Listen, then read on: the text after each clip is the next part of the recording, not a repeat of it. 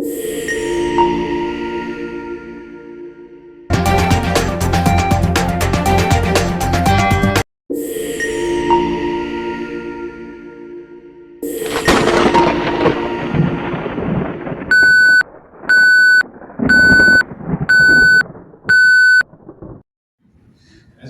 biasanya kan dominasi teman-teman di kampus kan. Ya, alhamdulillah hari ini kita berbagi dari tiga perspektif: perbankan, pemberdayaan UMKM, dan kemudian kita, bagi saya ini adalah mengulang kaji. Ya, sebetulnya wartawan nggak usah diajar lagi soal menulis, seperti kita mengajar bebek berenang nih bahkan. Cuma saya ingat kata seorang futurolog dan juga penulis terkemuka Amerika, Alvin Toffler. Katanya orang yang buta huruf di abad 21 ada tiga. Ya, tiga. Jadi orang yang buta huruf abad 21, kata Alvin Toffler, bukanlah orang yang tidak bisa tulis baca, tetapi punya kesempatan, ingin belajar tapi tidak punya kesempatan untuk belajar. Ingin belajar ya. Kemudian dia ingin belajar tapi kondisi, fasilitas, sarana, jarak, waktu segala macam membatasinya, sehingga juga nggak bisa belajar gitu. Yang ketiga ini yang berbahaya.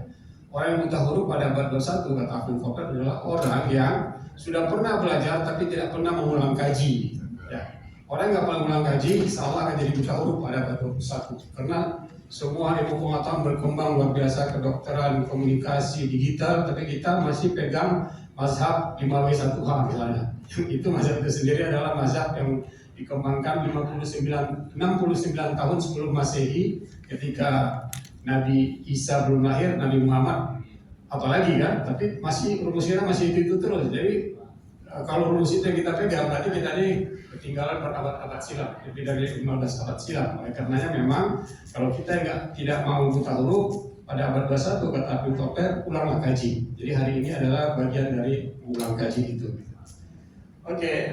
Materi yang ditugaskan Pak Nasiruddin kepada saya itu ada dua dimensinya. Pertama, pemberdayaan ekonomi, dan yang kedua, bagaimana pakem laporan perbankan. Jujur saja saya di Serambi tidak pernah khusus ditempatkan di bidang ekonomi, karena kalau kita lihat di Serambi dulu, pertama kali menjadi manajer, bukan manajer, namanya redaktur ekonomi di Serambi itu Pak Syed Musim pertama kali. Kemudian Pak Bang Emdin yang sekarang jadi pimpinan produksi.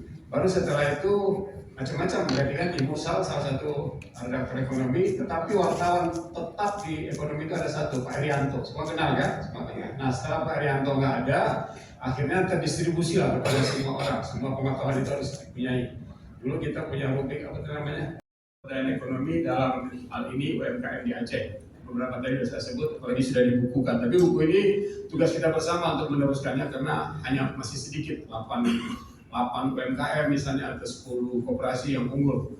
Kemudian pakem, yang kedua adalah pakem. Pakem itu kalau kita lihat di kamus itu artinya adalah pedoman pokok atau rambu-rambu, istilah Pak Nasir, yang harusnya dijaga oleh jurnalis dalam menulis laporan perbankan, khususnya Bank Syariah di Aceh. Kalau ada bicara perbankan di Aceh, pastilah Bank Syariah yang dimaksud.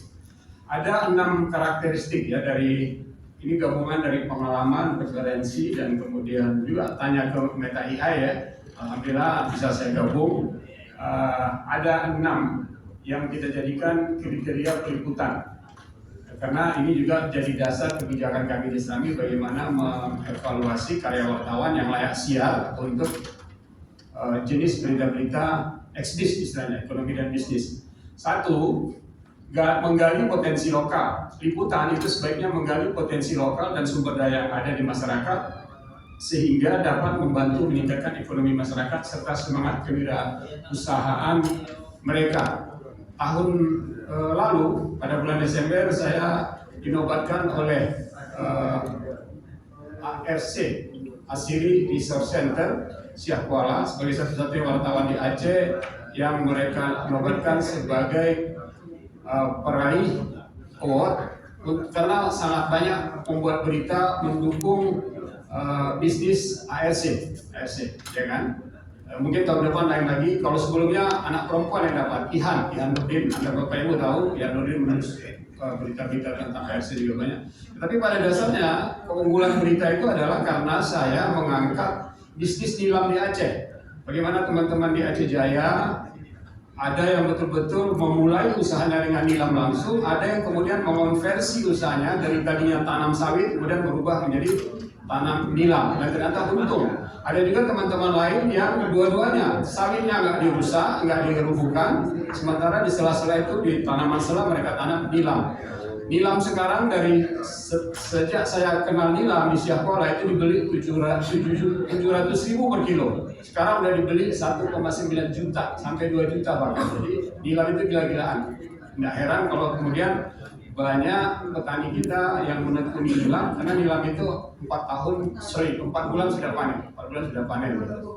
Dan semua bagian dari nilam itu mulai dari akar, batang, cabang, ranting sampai ke daun itu bisa berguna semua dan kemudian disuling jadi minyak nilam. Semua minyak nilam yang disuling di ketel-ketel petani kita itu dijual ke Siak Kuala sekarang dalam keadaan hitam masih, udah hampir kayak kopi. Oleh Siak Kuala ada satu mesin namanya unit distillation, itu harganya 3,5 miliar. Usia nggak beli tapi dapat bantuan dari BPPT. Itu yang kemudian mengolah 12 kali putar nilam yang tadinya hitam langsung berubah menjadi sebening sanko. Antara bimoli dengan sanko mana lebih bening, Bu? Lebih bening sanko. Makanya saya tidak sebut bimoli. Sebening itulah minyak yang kita hasilkan di Siak Kuala dan itulah yang kemudian per 2 bulan sekali diekspor ke Spanyol dan Paris. Sekali ekspor itu kayak kemarin kebetulan naik pesawat jadi nggak terlalu banyak, hanya 1,5 M. Tapi kalau naik kapal itu bisa mendekati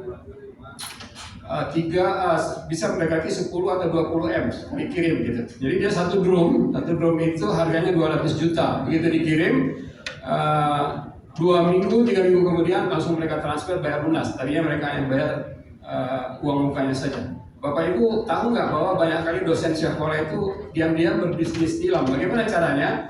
Tiap kali nilam itu akan dikirim ke Spanyol, ke Prancis, ke Paris, diberitahu nih oleh Pak Saifullah Muhammad, Bapak Ibu kita mau ekspor nih, satu drum itu harganya 200 juta. Siapa mau investasi? Nah, yang satu orang taruh uang 50 juta, yang taruh uang 20 juta, 30 juta. Ya kan? Langsung dalam satu hari selesai 5 drum misalnya. Besok buat lagi, terkumpul sampai 400 drum, itu baru diekspor. Jadi banyak sekali dosen-dosen diam-diam punya banyak uang hanya dengan bisnis memasukkan uang investasinya ke dalam pengiriman minyak nilam yang berasal dari Siak Kuala. Jadi Siak Kuala sekarang bukannya tempat pencerahan intelektual, tapi juga bisnis nilam terbesar di Indonesia. Itu dia.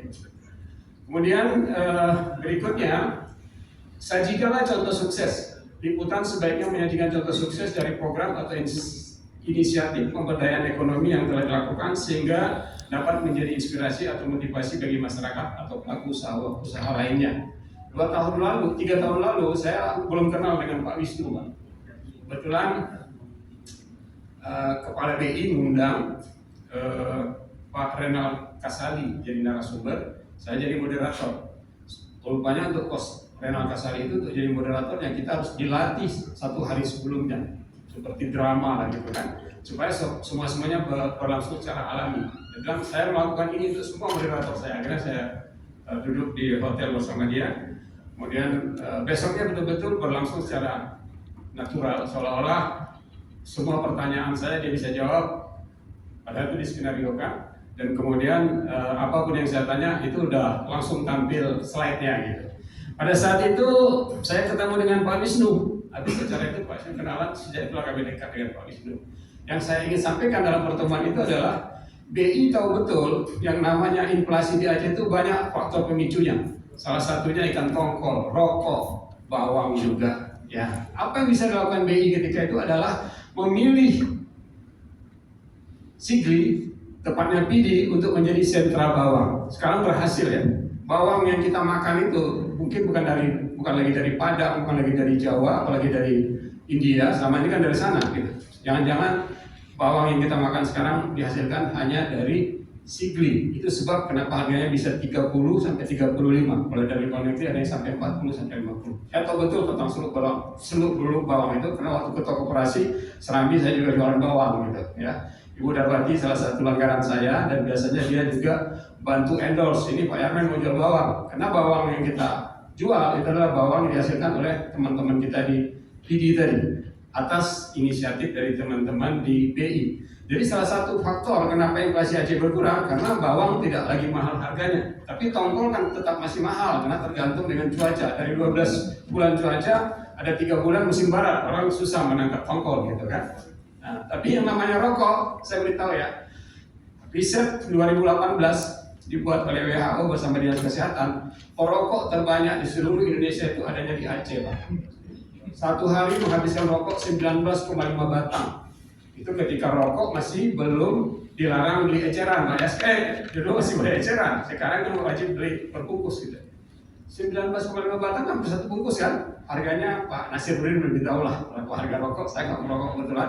Tapi itu menunjukkan bahwa di Aceh ternyata salah satu faktor pemicu inflasi adalah rokok, ikan tongkol, bawang dan seterusnya. Alhamdulillah khusus untuk bawang BI sudah intervensi. Untuk tongkol itu nafsi-nafsi tergantung cuaca juga. Tapi soal rokok itu suatu saat ya kita harus kampanye untuk meniadakan rokok atau mengurangi rokok supaya faktor pemicu inflasi Aceh berkurang dari rokok itu. Ya.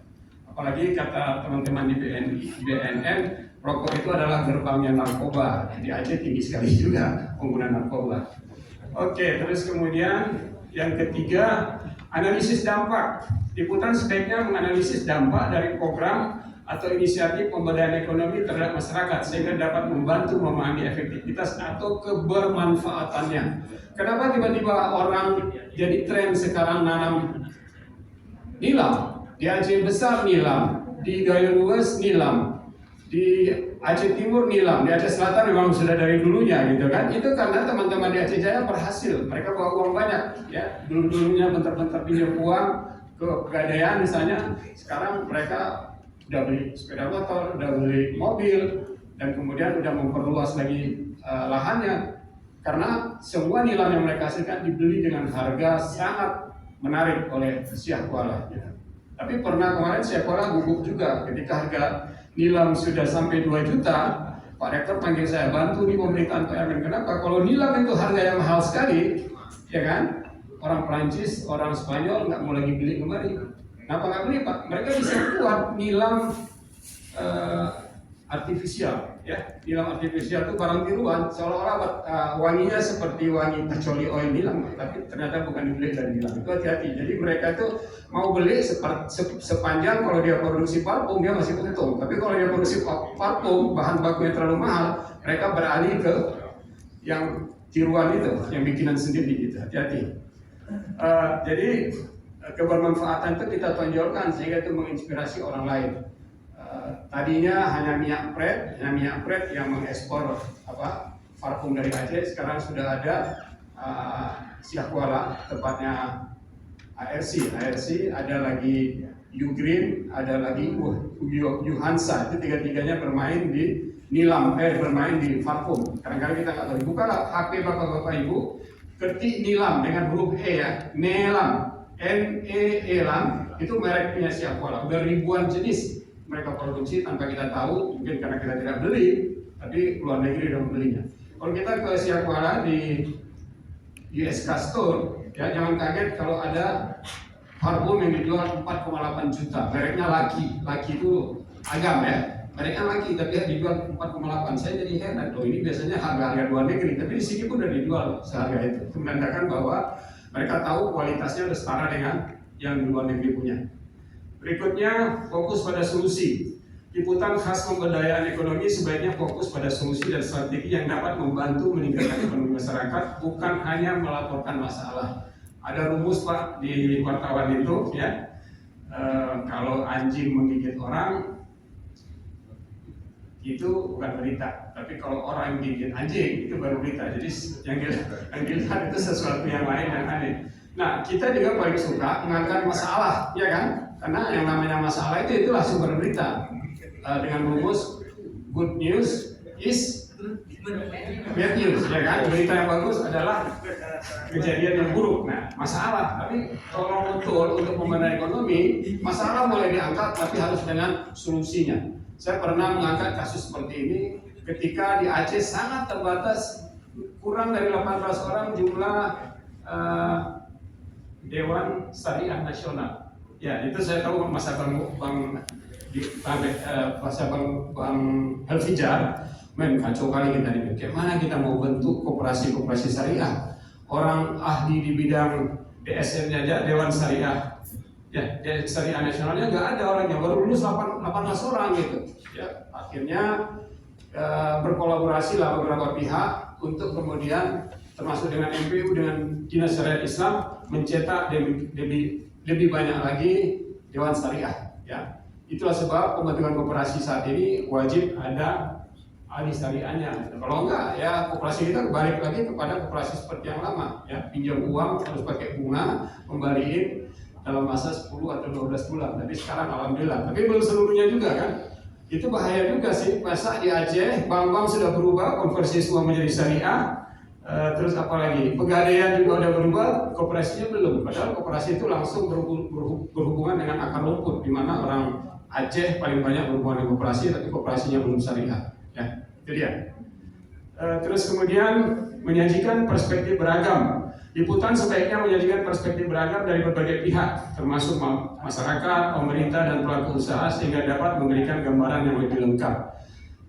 Contoh saya kembali ke nilam. Kenapa?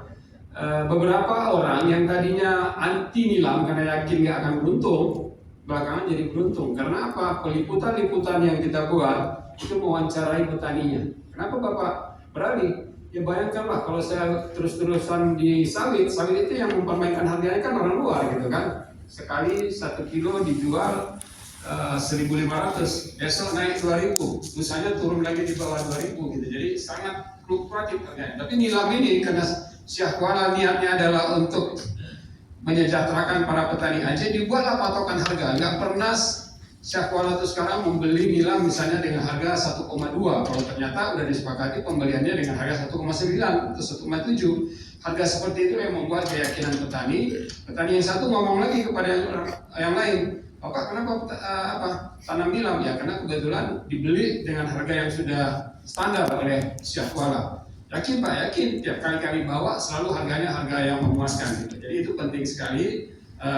Kalau Syekh Kuala sendiri udah bilang memang kami beli dengan harga ini, tapi kita kan konfirmasi kepada petani yang bilang iya seperti itulah rata-rata yang kami beli. Cuma ada kelemahan nilam di Aceh, diolah nilam kita itu semuanya dalam ketel. Untuk mudah membeli ketel itu biasanya orang pakai drum itu bisa juga jadi ketel ya. Tapi apa yang terjadi ketika dimasak dengan suhu tertentu, itu yang namanya cat di dalam bagian dalam ketel itu luntur, dia meluap,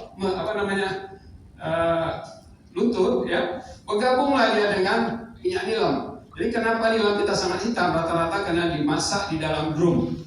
Ya, tapi itu pun dibeli oleh Syekh Kuala karena ada teknik untuk menjernihkannya, namanya purifikasi, membuat dia murni. Selesai. Tapi bedanya kalau yang lain hanya 12 kali atau 18 kali, yang ini harus 22 kali, baru kemudian jadi bening gitu. Nah, syukur-syukur kalau kayak di Aceh Selatan, karena udah mengerti bagaimana menggunakan nilam, itu semua ketelnya terbuat dari aluminium atau besi, stainless steel ya, stainless. Jadi itu lebih bening. Nah kalau udah lebih bening, belinya lebih mahal. Kenapa? Karena nggak butuh waktu terlalu lama untuk memurifikasinya. Ya, semuanya rumusnya udah ada di Syekh Kuala.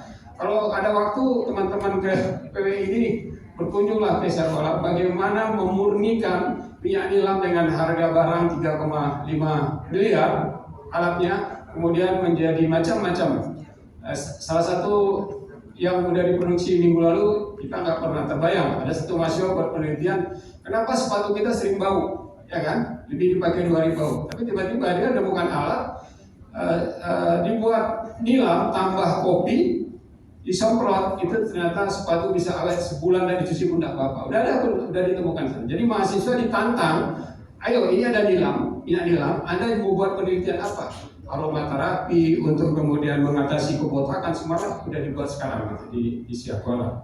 Ya, itu namanya bisnis menggunakan ilmu pengetahuan. Makanya banyak manfaatnya dan kemudian menyerap banyak tenaga juga. Yang terakhir, gunakanlah bahasa yang mudah dipahami.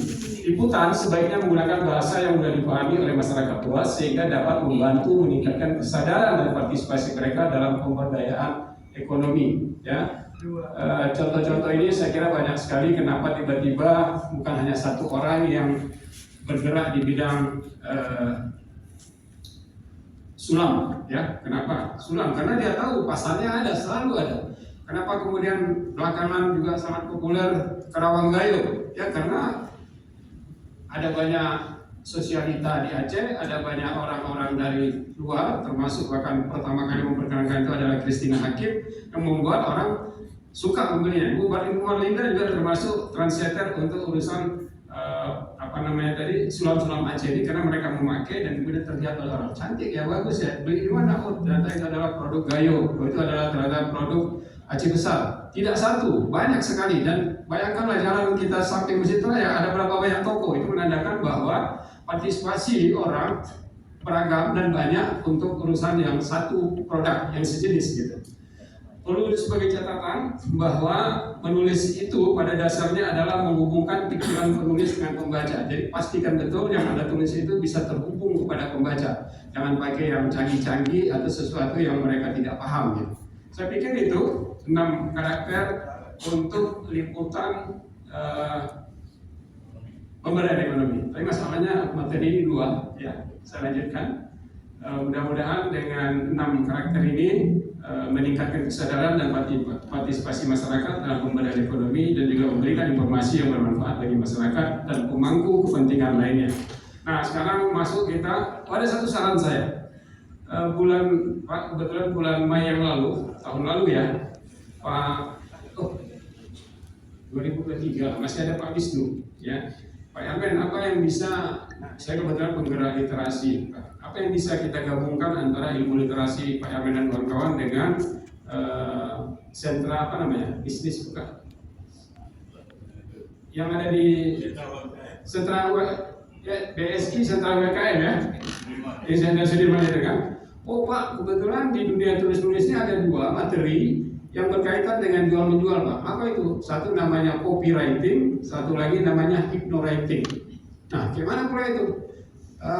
Kita bisa meniadakan sales yang namanya salesman dengan sales skill, karena pada dasarnya semua produk yang paling ngerti itu adalah orang yang membuatnya, gitu kan? Cuma orang membuatnya masih mempercayakan kepada orang lain kalau kamu pasarkan ini dengan bahasa kamu sendiri. Seharusnya dia sendiri. Dia tidak bisa memasarkan karena nggak belajar. Jadi ada satu ilmu namanya copywriting. Ajarkanlah kepada para pelaku UMKM di Aceh teknik copywriting. Waktu itu Pak Wisnu setuju, akhirnya kami latihlah sekitar 60 pelaku UMKM. Nah sekarang kalau tiba-tiba kita lihat mereka sudah pakai tagline, sudah pakai itu hasil dari pendidikan kita tempoh hari.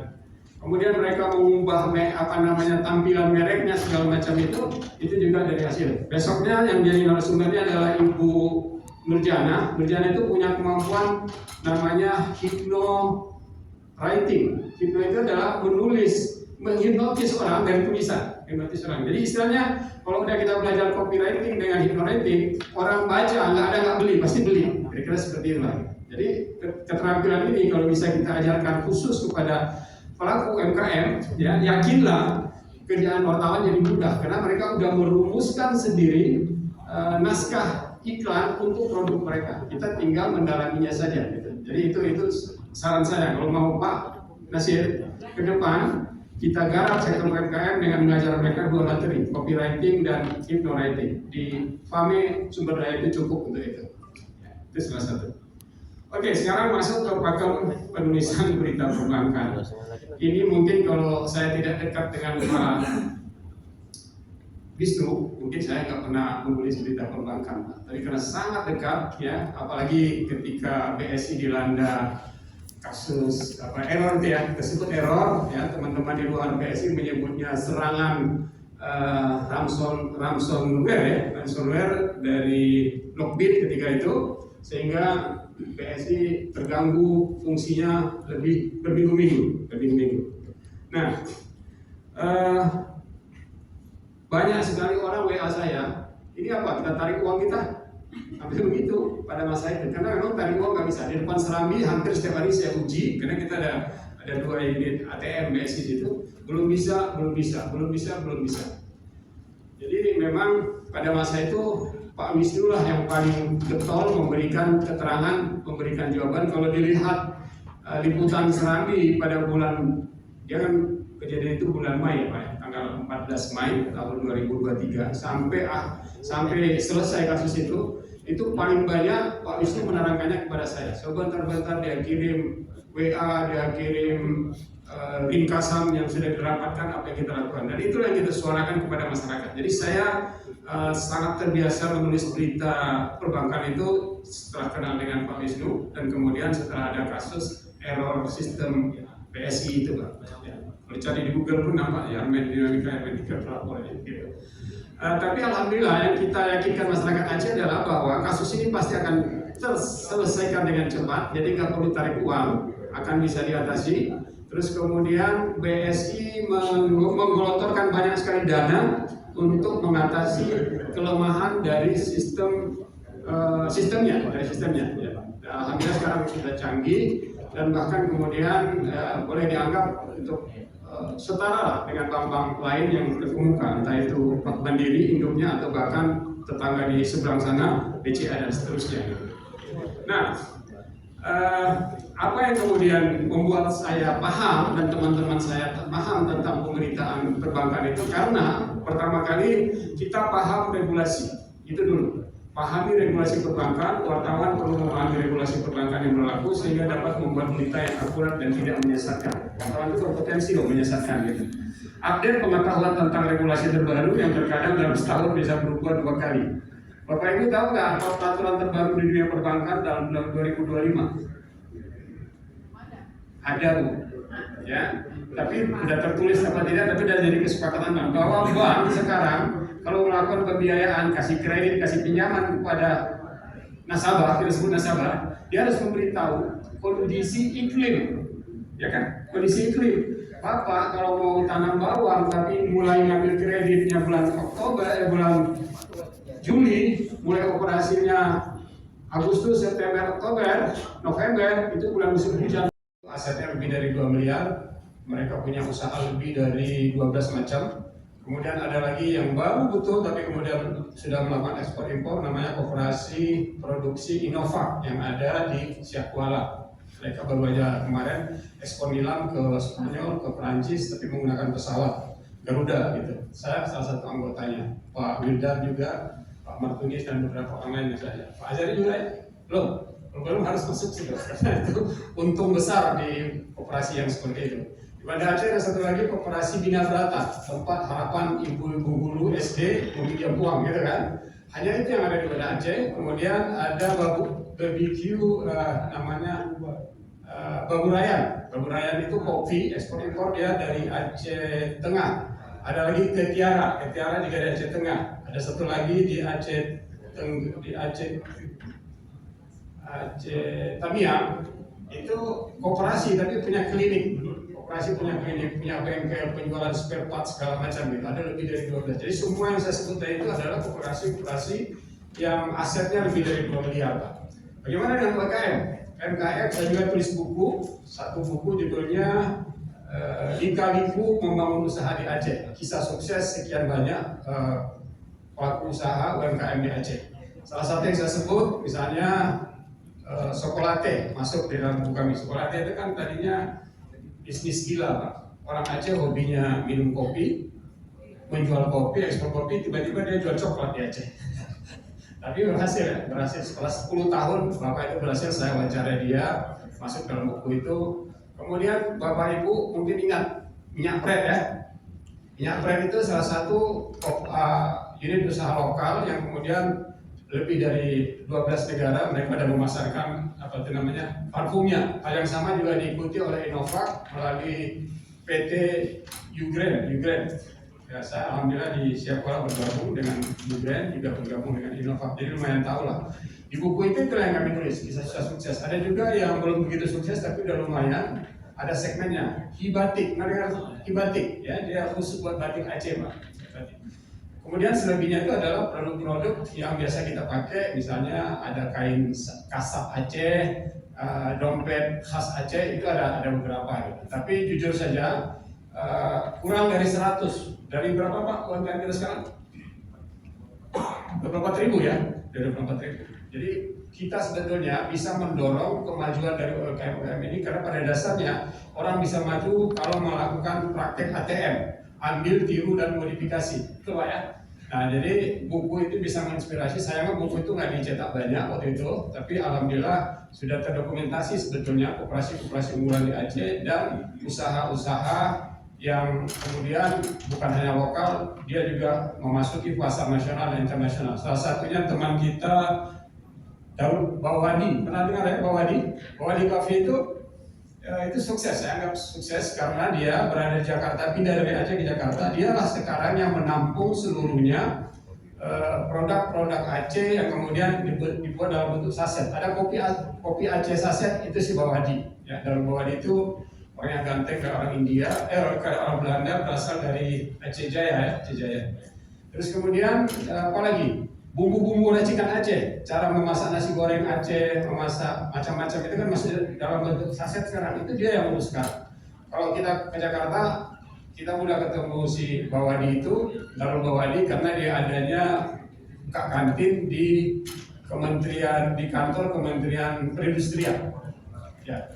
Dan alhamdulillah di Jakarta juga ada banyak sekali industri usaha-usaha kuliner ya, yang kemudian udah sesuai lah dengan lidah orang Jawa. Misalnya mie Aceh luar biasa ya, mie Aceh, apalagi ayam tangkap, timpan segala macam. Saya barang kemarin itu kakak saya di Bekasi, pasti pesannya makanan khas Aceh, tapi dari dari Ben Hill pesannya, dari kawasan Bekasi, dari kawasan